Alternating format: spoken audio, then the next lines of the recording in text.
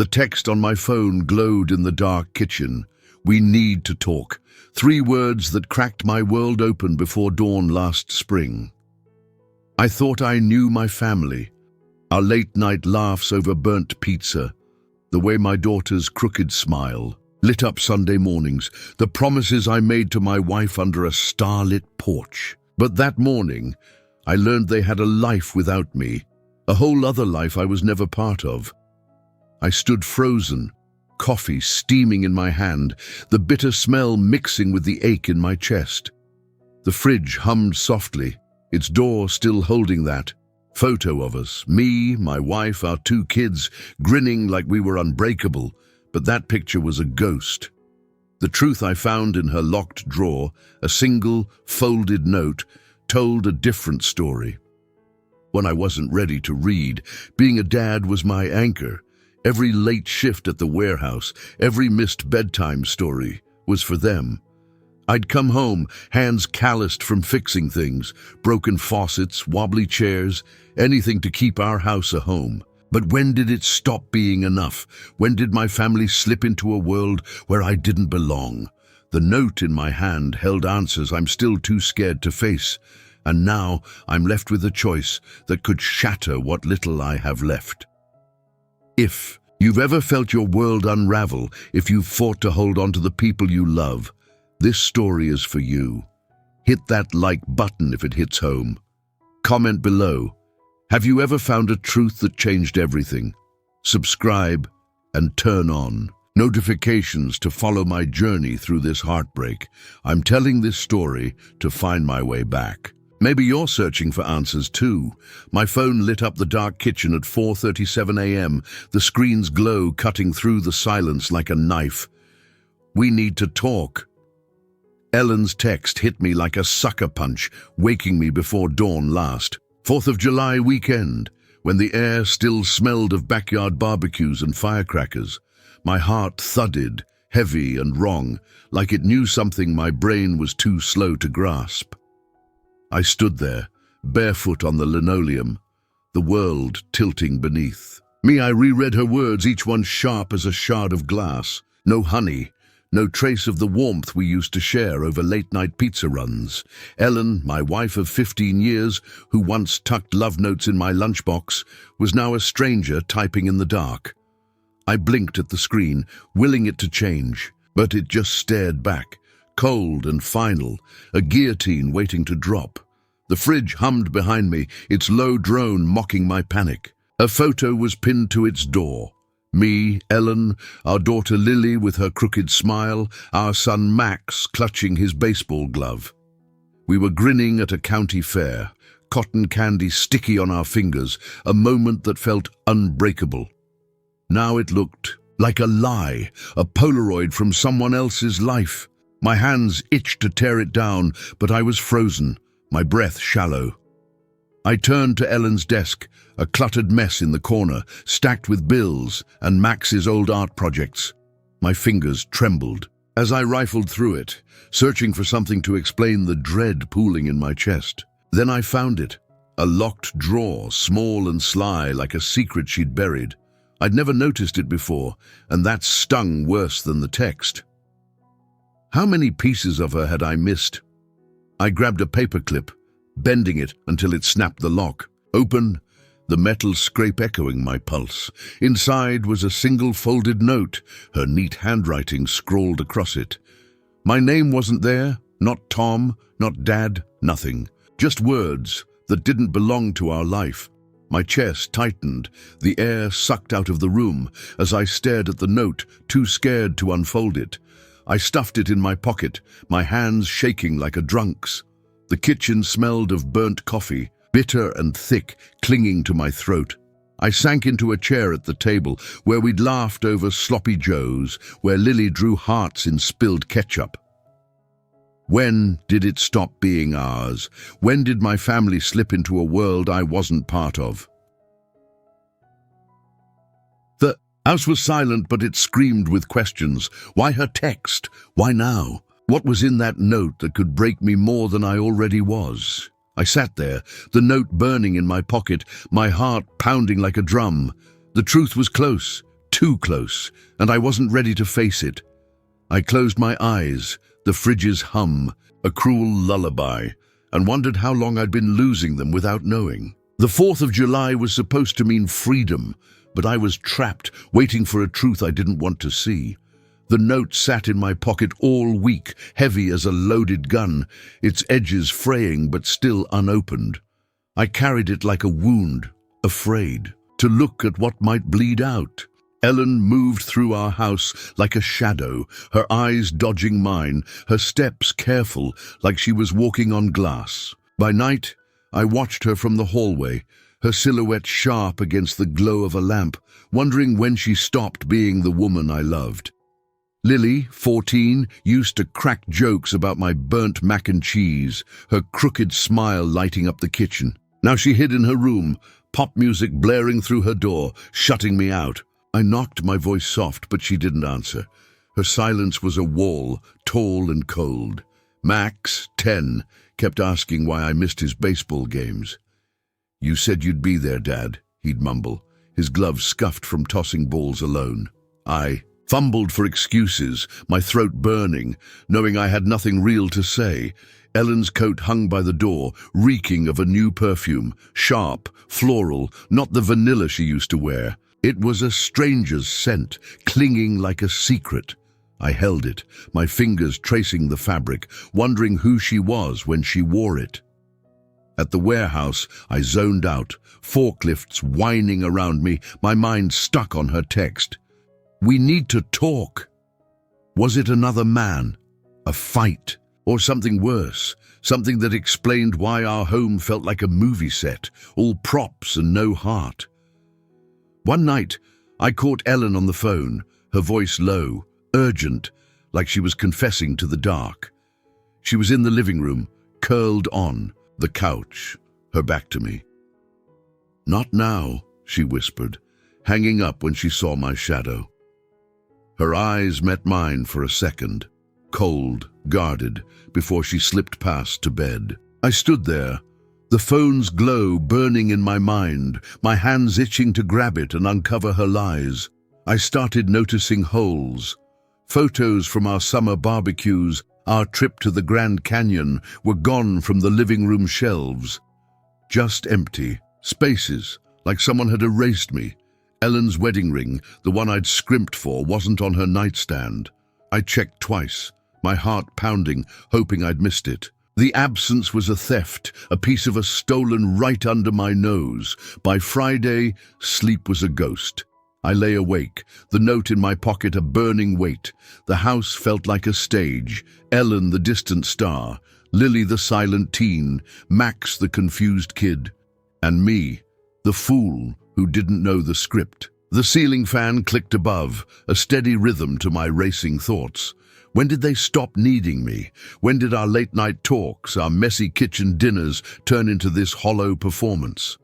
The note was my last chance at the truth, but I couldn't face it. What if it confirmed I'd lost them? The house was quiet, but the silence lied, whispering questions I wasn't brave enough to answer. I closed my eyes, the note's edges digging into my skin, and waited for courage I didn't have. The 4th of July was long gone, but I was still trapped, caught in a freedom I couldn't claim. I unfolded the note, my hands shaking like I was defusing a bomb, the paper worn from a week in my pocket. It wasn't a confession or an apology, just a map to a life I didn't know. David, Lake House, June. The words glared at me, cold and sharp, like a code meant to cut me out. We don't have a lake house. My breath caught, the kitchen dark around me, the fridge's hum a low, mocking pulse under the fluorescent light. I confronted Ellen that night, my voice raw, barely holding it together. She was in the living room, folding Max's baseball jersey, her hands steady while mine shook. "What's this?" I held up the note, my fingers trembling. She looked at me, her face pale, eyes like a stranger's, distant, unreadable. "You wouldn't get it, Tom," she said, her voice flat, no warmth, no fight. She didn't deny anything, didn't explain. Her silence was a razor, slicing deeper than any words could. I stormed to the attic, desperate for something real, something to prove I wasn't losing my mind. Dust stung my eyes as I dug out an old photo album, its pages brittle from years of neglect. Half were empty, torn out like someone had rewritten our story. One photo stopped me cold. Ellen, Lily, and Max at a lake, smiling with a man I didn't know. His arm was around Ellen, easy, like he belonged there. My stomach twisted, bile rising, the photo shaking in my hands like a guilty verdict. The next day, I drove to Lily's school, parked across the street, like some kind of stalker. Through the chain-link fence, I watched her laugh with friends, a crooked smile flashing, but it felt wrong, like she was someone else's daughter. The kids around her were loud, their sneakers scuffing the pavement, but she seemed distant, her eyes darting like she carried a secret. I gripped the steering wheel, my knuckles white, trying to remember when she stopped being mine. Back home, I found Max in his room, crayons scattered like confetti. He was drawing a family, Ellen, Lily, himself, and a tall man with a wide grin. Not me. "Who's this, buddy?" I asked, my voice breaking. He shrugged, eyes on the paper, and said, "Just a guy." My heart sank, heavy as a stone, the room spinning. I wanted to rip the drawing apart, but I just stood there, a stranger in my own house, my hands useless at my sides. The note's words looped in my head. David, Lake House, June. Who was he? A friend? A lover? The man who'd taken my place? I sat at the kitchen table, the coffee cold, its bitter smell mixing with the ache in my chest. The house was quiet, but it buzzed with secrets. Every creak, a whisper of betrayal. I stared at the note, its edges soft from my fingers, and wondered how long they'd been living this other life. I wasn't ready for the truth, but it was coming. The photo, the note, Ellen's silence. They were pieces of a puzzle I didn't want to solve. Who was David? What happened at that lake house? And why did my family look so happy without me? I closed my eyes, the note clutched in my fist, the weight of it heavier than ever. The truth was a storm, and I was standing right in its path. Have you ever seen someone you love and felt like they're living a life you're not part of? Comment below. I need to know I'm not alone. I couldn't stop digging, like a man clawing through dirt for a bone he wasn't sure he wanted to find. David wasn't just a name on a note. He was a shadow stitched into my family's life. A thief I'd been too blind to notice. In the dark kitchen, the fridge humming like a cruel heartbeat, I snuck into Ellen's phone while she slept. Her passcode, Lily's birthday, hadn't changed, but everything else had. Texts from D filled her inbox, casual, warm, like they shared a whole damn history. "Meet me at the diner," one read. My blood burned, my fingers trembling as I scrolled. I found a receipt in her purse, creased and faded, from a diner, downtown we'd never been to. It was dated last week, a place for greasy burgers and late-night coffee. Not us, not the couple who fought over pizza toppings. I drove there the next morning, the city waking up with honking horns and diesel fumes. Inside I saw him, David, laughing with a waitress, his smile easy, his posture relaxed. He was real, not just a ghost on paper, and my hands gripped the steering wheel, rage and fear twisting like a knot in my gut. He looked like me, but better. Polished, confident. The kind of guy who coached Little League and never missed a school play. His shirt was crisp, his hair neat, nothing like my warehouse-worn jeans and calloused hands. I watched him sip his coffee carefree while my world crumbled. Who was this guy who'd slipped into my life? I followed him, my truck trailing his sleek SUV to a quiet suburb I didn't know. Ellen's car was in the driveway, parked like it belonged there. My breath caught, the note in my pocket a burning coal. I sat in my truck, the engine idling, the note crumpled in my fist. How long had they been playing this game? How many nights had Ellen driven here while I worked late, thinking I was building a future? The street was calm, kids riding bikes, but I was drowning. David's house was cozy, with a tidy lawn and a basketball hoop, everything our home used to be. I wanted to storm in, demand answers, but my legs were lead, my heart a war zone. I got home. Ellen was packing a suitcase, her movements quick, precise. She didn't look surprised to see me, her eyes flicking up like she'd been waiting for this. "Tom," she said, her voice low, "you're home early." No guilt, no explanation, just that flat tone that made my skin crawl. The suitcase was half full, Lily's hoodie, Max's sneakers. My throat tightened, my mind racing with questions I couldn't ask. Was she leaving? For him? For David? I stood there, the receipt in one hand, the note in my pocket, my heart pounding like a drum. The house smelled of her new perfume, sharp and wrong, like a stranger had moved in. I wanted to scream, to shake her, to make her tell me why.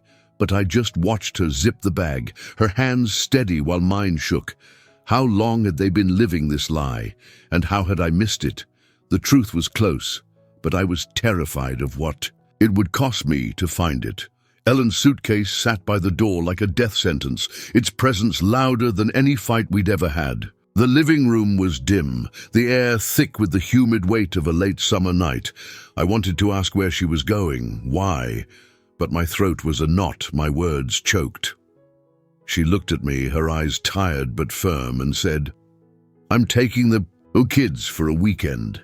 My chest burned, but I nodded, letting her walk away with pieces of my life, my hands useless at my sides.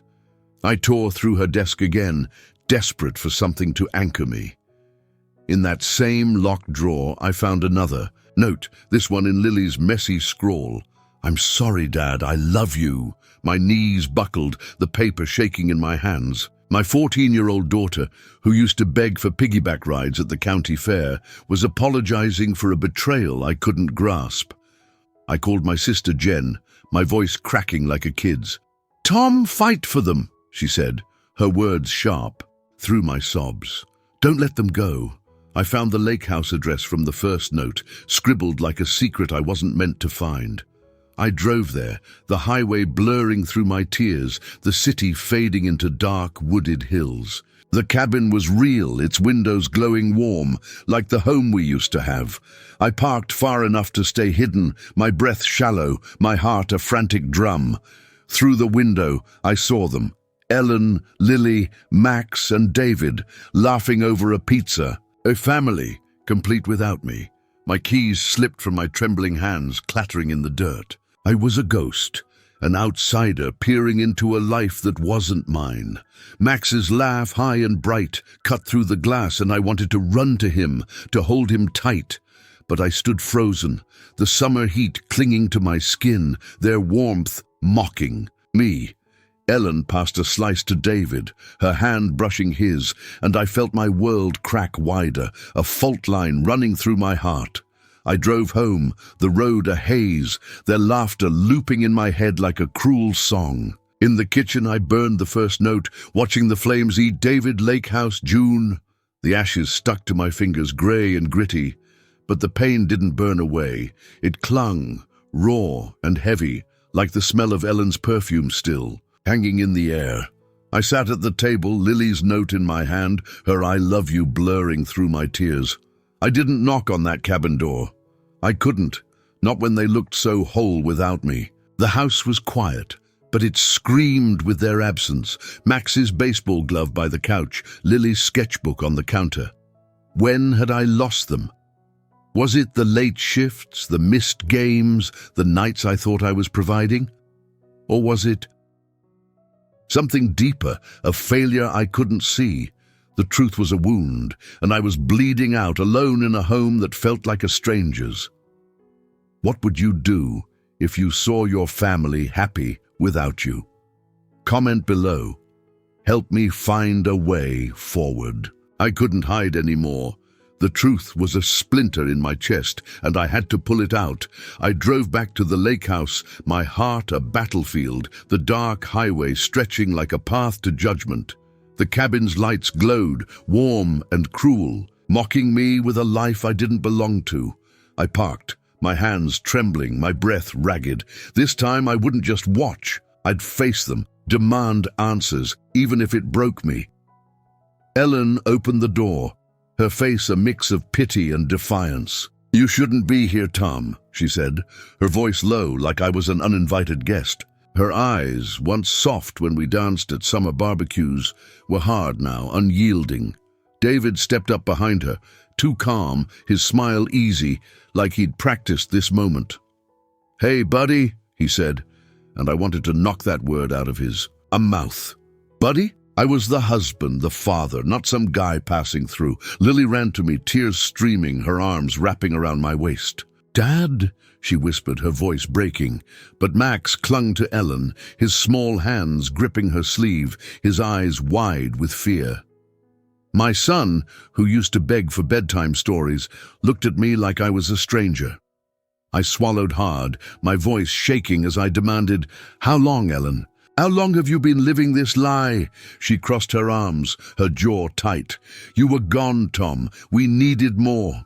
Her words were a blade, slicing through my gut. Gone? I'd been working, sweating through late shifts to pay for Max's baseball camp, Lily's art classes. David leaned in, his voice steady. 2 years, he said, like it was nothing. 2 years of my family building a life without me. My knees buckled, the world tilting like a bad dream. I turned to Lily, my voice cracking. "Come home, baby, please." She looked up, her eyes torn, and whispered, "I don't know how, Dad." It was a punch to the chest, her words soft but heavy, like she was slipping away. Max stayed silent, his face buried in Ellen's side, and I felt the distance between us grow. A chasm I couldn't bridge. I wanted to scream, to drag them back to our old life, but I was drowning in their new one. The door slammed as I left, the sound ringing like a gunshot in my skull. I stumbled to my truck, my hands shaking, the ashes of that first note still clinging to my skin. I screamed until my voice gave out, the lake house fading in my rearview mirror. 2 years. 2 years of Ellen's secret calls, Lily's silence, Max's drawings without me. How had I missed it? Was I that blind, lost in my own exhaustion? Drove home, the night swallowing me, my heart raw and bleeding. The truth wasn't just David, it was me, failing to see the cracks in my family. I gripped the wheel, my knuckles white, and wondered if I could ever claw my way back. Their laughter haunted me, a sound I wasn't part of. They were a family now, and I was the ghost, left to wander the ruins of a life I thought was mine. Home was a mausoleum, every corner a grave for memories that felt like lies. I wandered through the house, the silence thick, the air heavy with the ghost of our old life. Max's baseball trophy sat on the shelf, my name etched as coach, but the memory was a fog. Had I ever stood on those sidelines cheering? The house smelled of stale coffee and Ellen's new perfume, a sharp reminder of the stranger she'd become. My sister Jen came over, her face tight with worry. She brewed coffee, the kind we used to drink at 4th of July cookouts, and slid a mug toward me. "Get a lawyer, Tom," she said, her voice sharp like she was trying to wake me up. "Don't let them take your kids." I nodded, my throat tight, but my mind was stuck replaying the lake house, David's smug buddy, Lily's tears. A lawyer felt like a foreign country I didn't know how to navigate. In Ellen's closet, I found a box of letters, hidden behind her old sweaters, 3 years' worth, all from David, his words neat and intimate, planning their future with my kids. One letter hit like a punch. "Tom's absence makes this easier." Absence? I'd been at the warehouse, my hands rough from lifting crates, my nights spent dreaming of our next camping trip. My blood ran cold, the paper crumpling in my fist. Had I been gone, or had they pushed me out?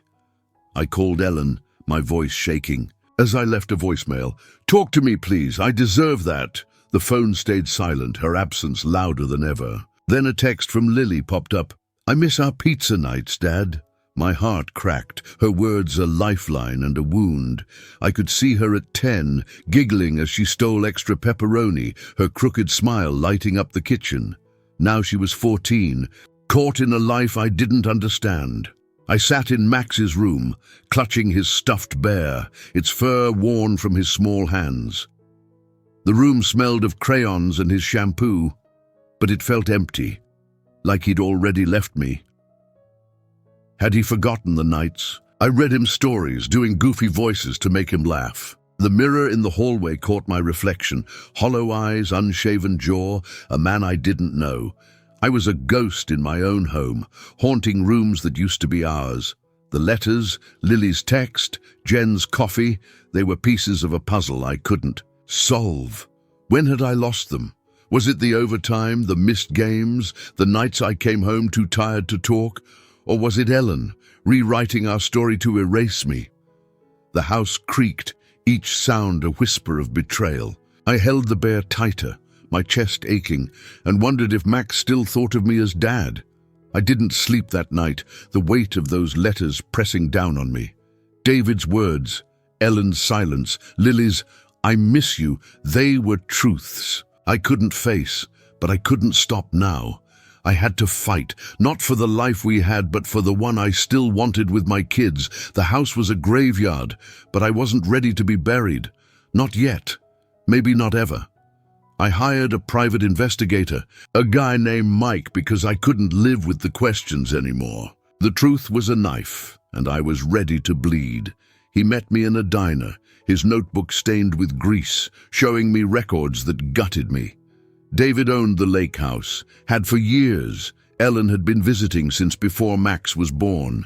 My hands shook, the diner's jukebox humming some old country tune, the air thick with coffee and betrayal. Mike slid photos across the table. Ellen and David at Lily's school play, her hand on his arm. Max on David's shoulders at a park, grinning like he used to with me. I stared, my chest tight, the images searing into my brain. These weren't just moments. They were my life, stolen and handed to someone else. I confronted my boss at the warehouse, my voice sharp. "Why the overtime?" He shrugged, sipping his soda. "You wanted the hours, Tom." Did I? Or had I been running from a home that was already gone? I found an email on Ellen's laptop, left open like she didn't care if I saw. "Tom's never here," she wrote to David. "It's like he left us first." The words hit like a slap, my breath catching. Left them. I'd been breaking my back, thinking I was building a future. I called Lily, my voice unsteady, asking about David. "He's nice, Dad," she said, pausing. "He's always around." Her words were a blade, cutting deeper than Ellen's. Mike called later, his voice gruff. "There's a bank account in Ellen's name. Money you wouldn't know about. Thousands tucked away, more than we'd ever saved." My mind raced. Was it David's? Hers? A plan to start over without me? I drove to the diner downtown, the one from the receipt, my heart pounding like a drum. David was there, alone, reading a newspaper like he hadn't shattered my world. I walked in, my hands clenched, the air heavy with grease and lies. He looked up, his smile faltering. "Tom," he said, offering a handshake. "I'm sorry. Let's talk." Sorry? For stealing my family? I wanted to flip the table, scream, until the windows rattled, but I just stared. My rage a tight knot in my chest. He was human, not a monster, flawed, nervous, his eyes flickering with guilt. I walked out, the door slamming behind me, my breath ragged in the humid air. Back home, the house was a void, the silence mocking me. Max's baseball gloves sat by the couch, Lily's sketchbook on the counter, but they felt like relics, not pieces of my life. Ellen's email looped in my head. He left us first. Had I? The late shifts, the missed barbecues, had I been the one to break us?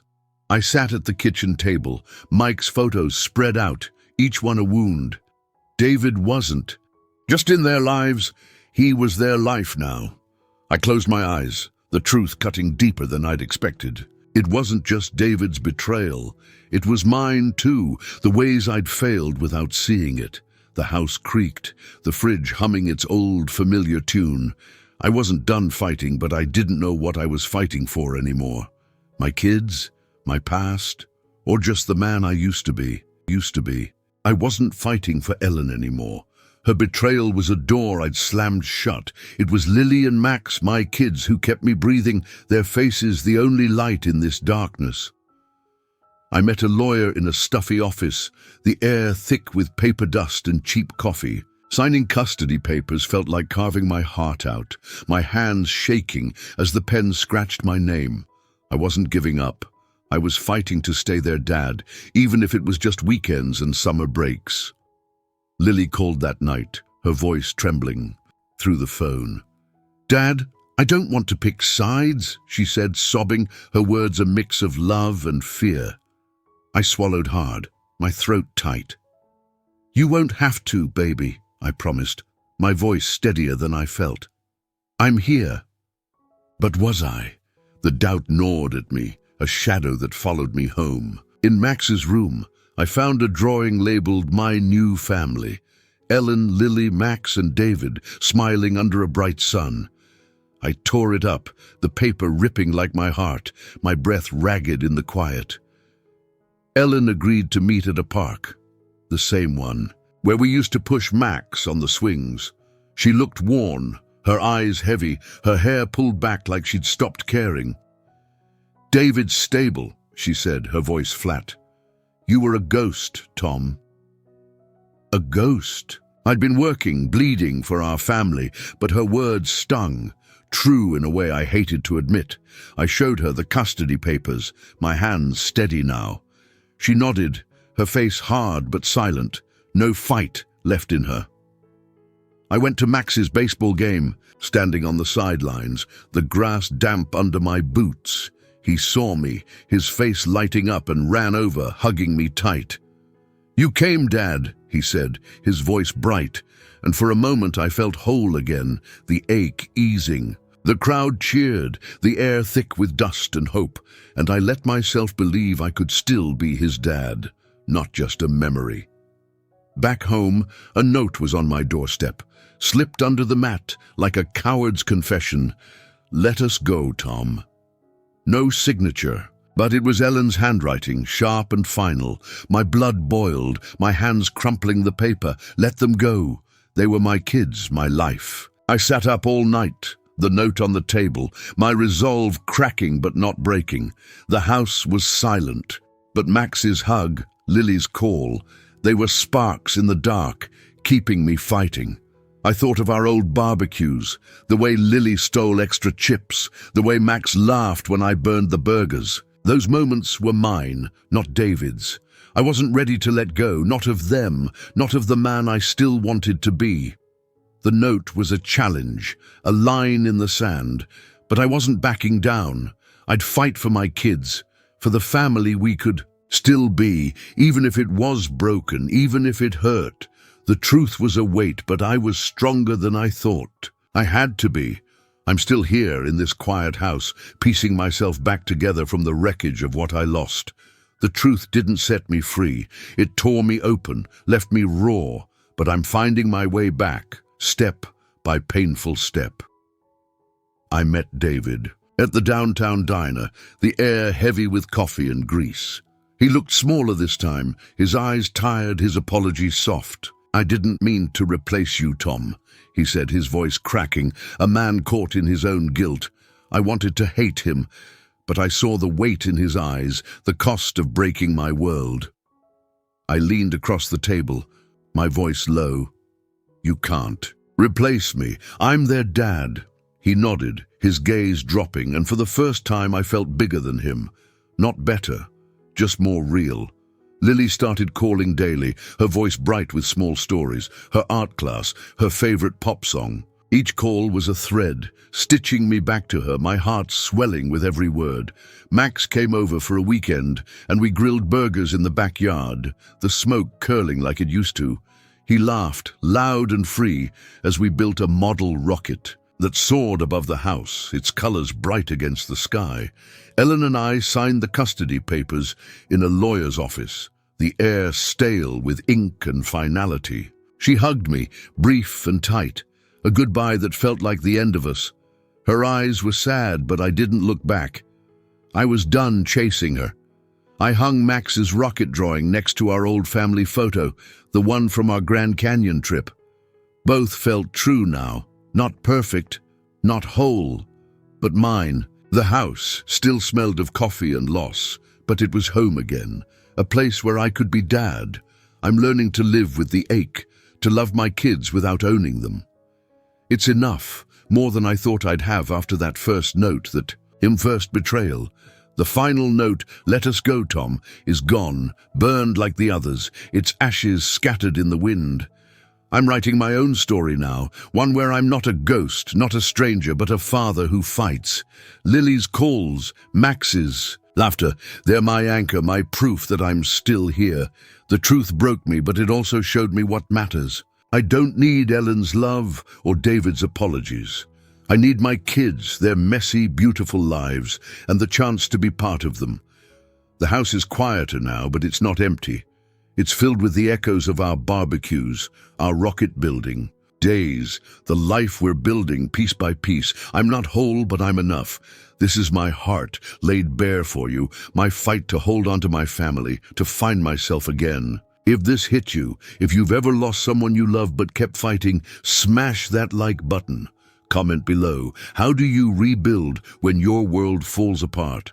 Subscribe and hit the bell to join me on this journey. We're all searching for something, family, hope, a second chance. Let's find it together.